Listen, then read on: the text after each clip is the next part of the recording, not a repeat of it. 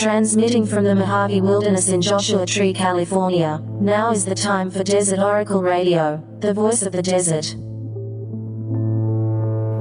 Night has fallen on the desert, and it's a good one, too.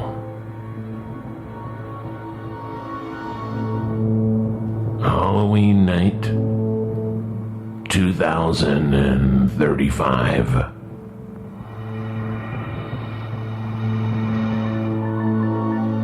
New moon, no moon, just you and the beautiful starlight. You are walking through the desert night not long after dusk. Sounds of birds settling down in juniper trees.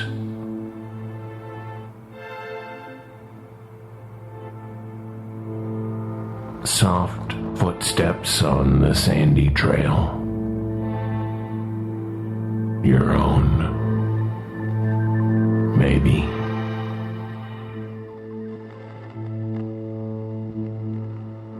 Crossing the tracks of mule deer and desert bighorn single-lane wildlife paths. Going on for miles and miles. Pinyon Forest to Sagebrush Valley to Creosote Flat. Summer high and winter low. The good life. They're coming back now, the pronghorn antelope too, in good numbers. The wolves are in the mountains and the coyotes mostly down here with us.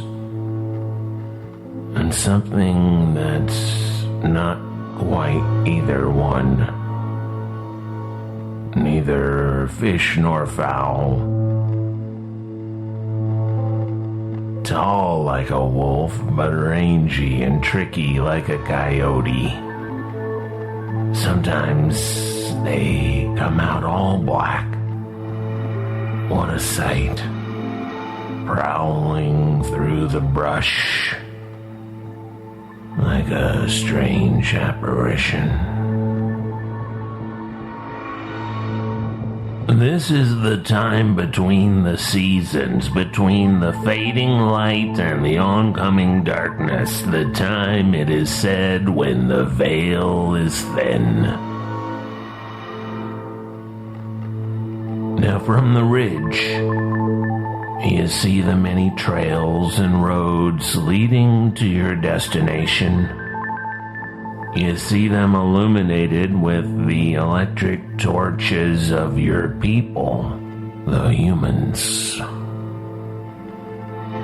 There are still very many of them here and there, not too many here, just enough. A natural amphitheater where the sage meets the forest, a wall of jagged rock rising above. The Milky Way stunningly white and wide in the black moonless sky like a stripe on a skunk's back. You see people spreading their cloaks or blankets upon the ground.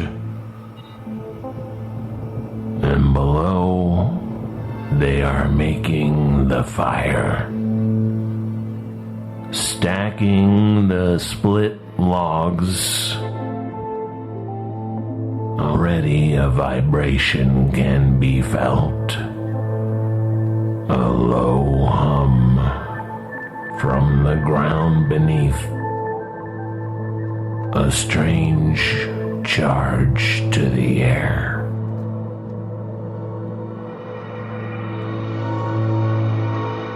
It is Halloween.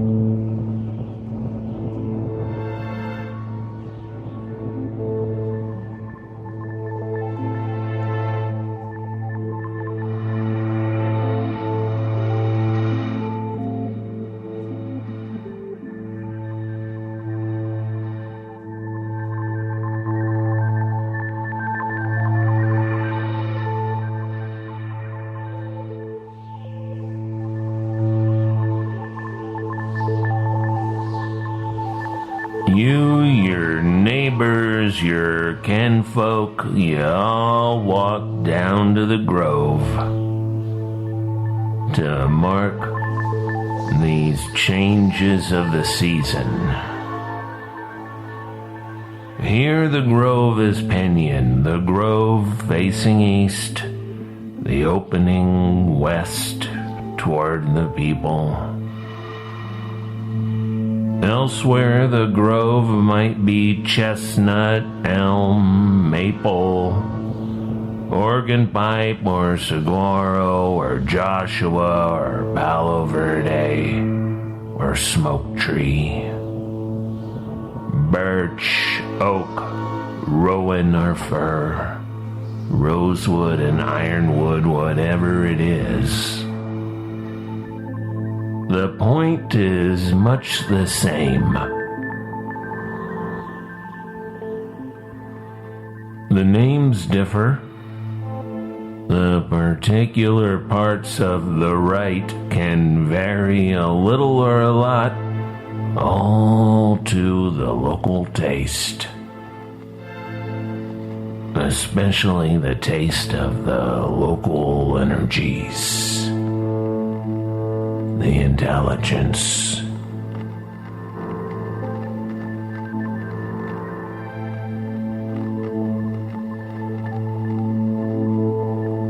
Things are better now. Better than they were 10 or 15 years back, at least. Especially since the sacrifices were renewed.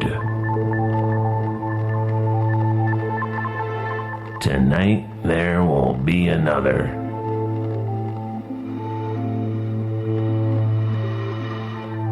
You are not walking alone after all.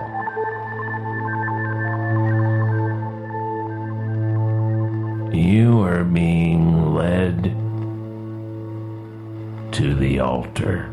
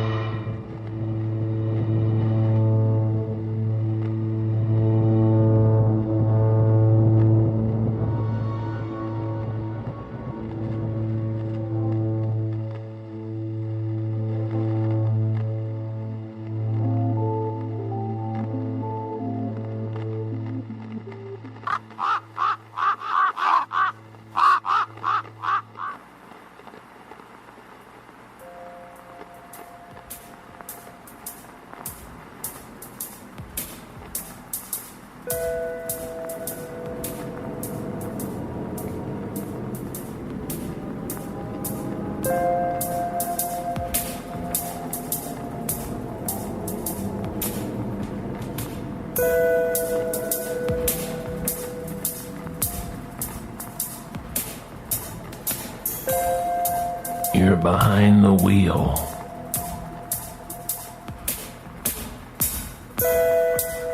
A winding road through desert foothills. Shapes of tall cactus on the shoulders. You turn off the headlights. Why not? Who cares?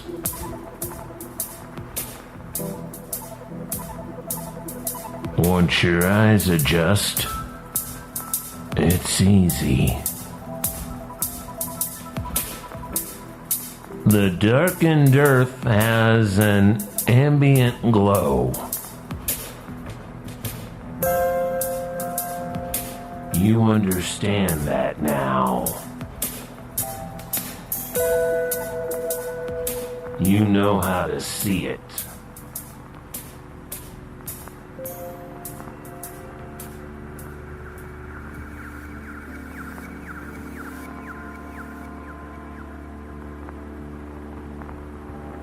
For a long time, it's just you and the road.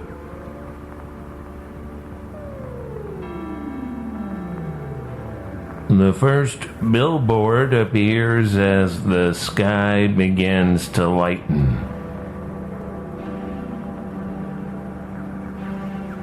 A band of purple to the east. And a wide yellow billboard.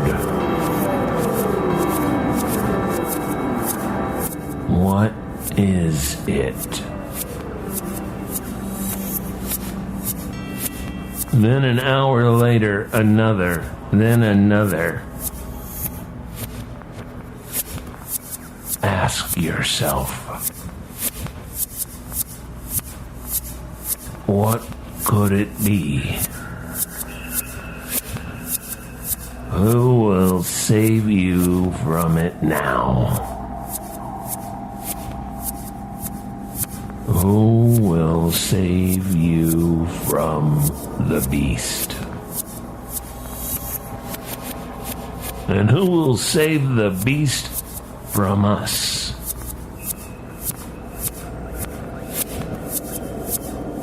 "88 miles, Dairy Queen, diesel, Indian moccasins. What is it? What can it be? Who could know for sure? RV camping, remote viewing, clean restrooms. ATM, beef jerky, coldest beer in town, 2-for-1 Lincoln pennies engraved with an image of it. The Thing. Telling the complete story in words and pictures of the uncanny synchronicities between Abraham Lincoln and the Thing. All-you-can-eat shrimp, mountain oysters, teepee motor court, cactus candy, Alex Jones howling on a weak and scratchy AM station out of Kingman.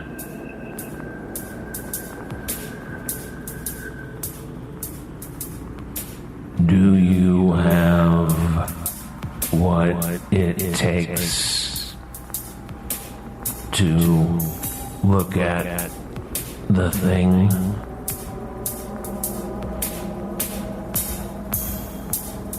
No children under 5. Not recommended for those with heart conditions. Strictly no photographs. No sketching without written permission of the curator. No open-toed shoes.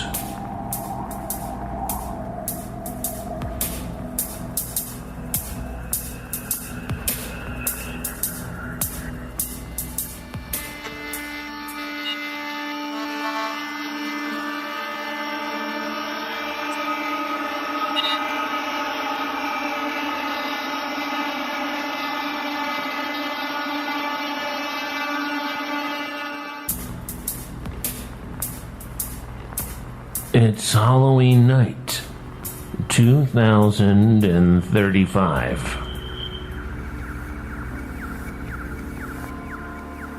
Oh, and lucky you, you're a full-time ranger for the organization.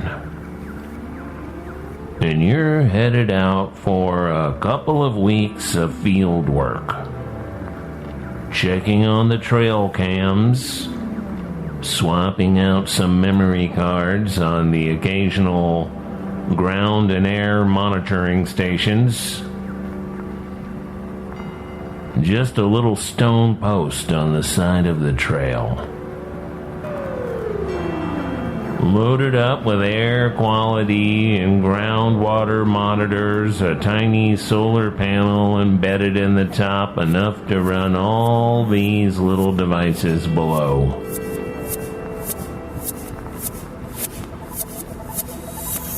There is a campsite nearby with a single wooden table and bench, a pit toilet, a stone shelter that's just the right size for one person, a sleeping bag, And there's the all-important water well with a hand pump.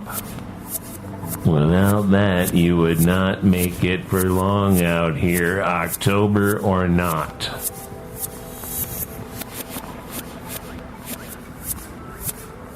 Sundown. You make your supper. A can of sardines packed in olive oil, some crackers, an apple, your last beer. Tomorrow night you'll reach the village on the river. The creek, whatever. A Paiute village. There will be food and conversation, a break from the solitude of the trail. It's still early, but you're tired. Worn out from 13 miles of walking today. Tomorrow is easier, just a half dozen miles, a lazy, easy ramble.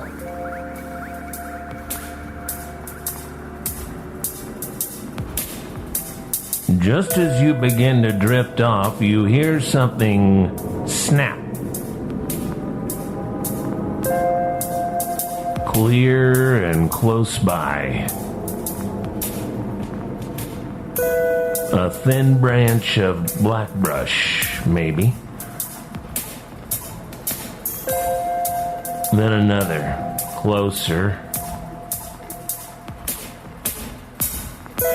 You look around, there's nothing but starlight. The wall of the dry stone shelter here, the dark desert beyond.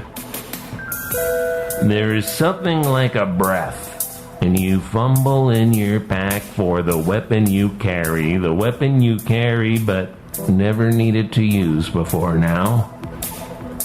The old 6-shooter is not where it's supposed to be. Your fingers identify and then discard a bottle opener, a collapsible fishing pole, extra bootlaces. The breathing is very close now.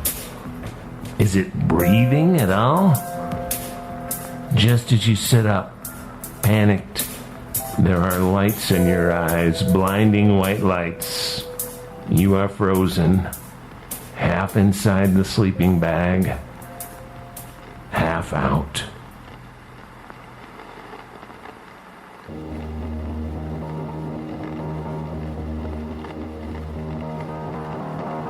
A note from our own correspondent, Jenny Russell of Tucson, who writes, "The truly disturbing true story of growing up with Goldie, the specter of Anza."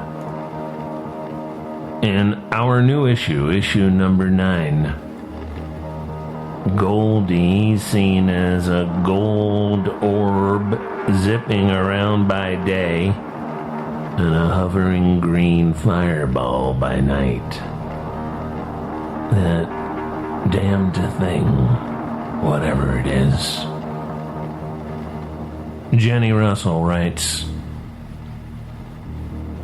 "Sometimes things seem so bleak, but then I give myself a pep talk about how maybe, this time next year, the pandemic will be over and Arizona will be a blue state with legal weed.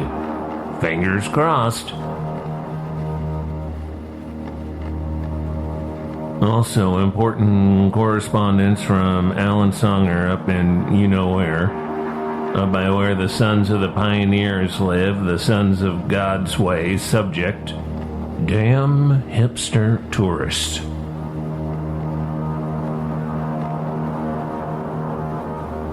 With this news brief below. Joshua Tree man threatens to kill 2 people taking photos. A Joshua Tree man was arrested Tuesday after he threatened to kill 2 people who were taking photos. The victims told deputies they were taking photos of trees near the 6,000 block of Onaga Trail in Joshua Tree. At about 6 p.m.,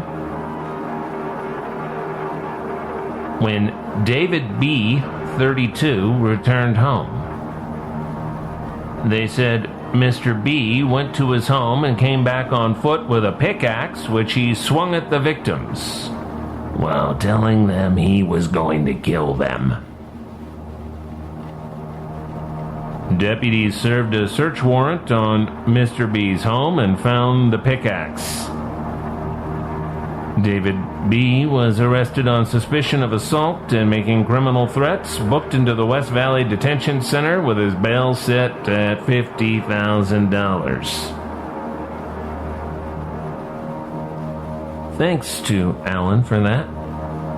And thanks to our own news department here at KCDZ 107.7 FM in the High Desert, your source for local news, for bringing the facts. There's a lot of goofy nonsense out there, but not on Z107.7 FM. Here, the Lord provides the weirdest news you can use. All you have to do is get your facts right, and you know it'll be the talk of the town. A lot of people ask me, hey, do you run the news department over there? That's some weird stuff. No, that's not me. That's Gary. He's the news editor, managing director, editor. I don't know what to call him. I'll be over here at my desk typing up the high school sports scores, which we just make up now because there are no high school sports. And Gary will say, hey, why don't you run out to Wonder Valley and interview this gentleman who says he just spent a month on a UFO in the company of a beautiful space woman who spoke 17 languages and could do every kind of TikTok dance. And I say, sure, Gary, just let me finish up here with the big game. Yucca Valley, 29 Palms, 143 to 109. Tennis or football, I don't know. But the important thing is, I sure don't run the news department. I've got my beat, as we say in the news business. Now, your beat is the subject you deal with as a reporter. Like how a cop would have a neighborhood beat. And that's from what they do to you if you cross paths with a cop, you know? They just beat you to a pulp. Reporters don't do that. We'd like to, but we're on the wrong side of the law, generally. The wrong side of the mob, the cops, the corporations, the S&P 500.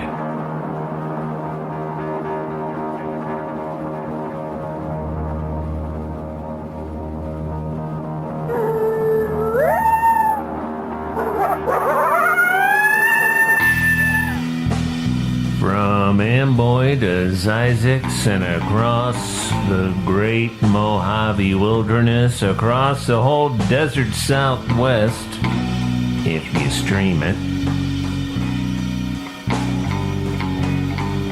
This is Desert Oracle Radio, and I am your host, Ken Lane. Red, Blue, Black, Silver makes those soundscapes you hear during the meat of the program, as we say in the radio business. The meat of the program is between the opening credits and the end titles, I think.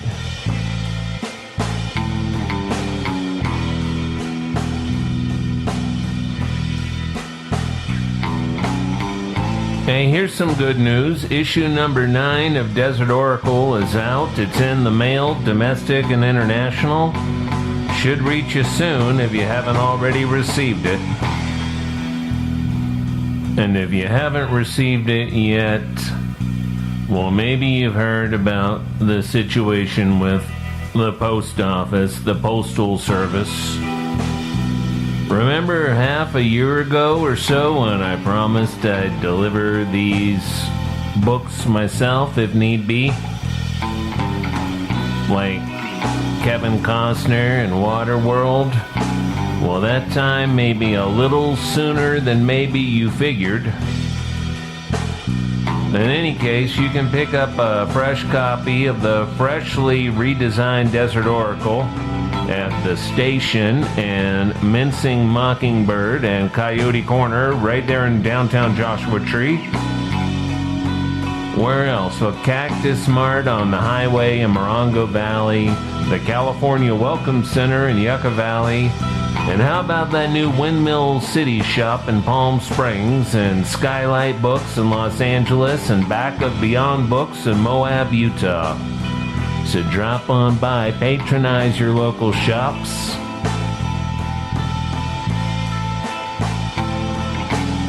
We have a Patreon, patreon.com/Desert Oracle, if you'd like to support us. Thank you for listening, and good night from the voice of the desert.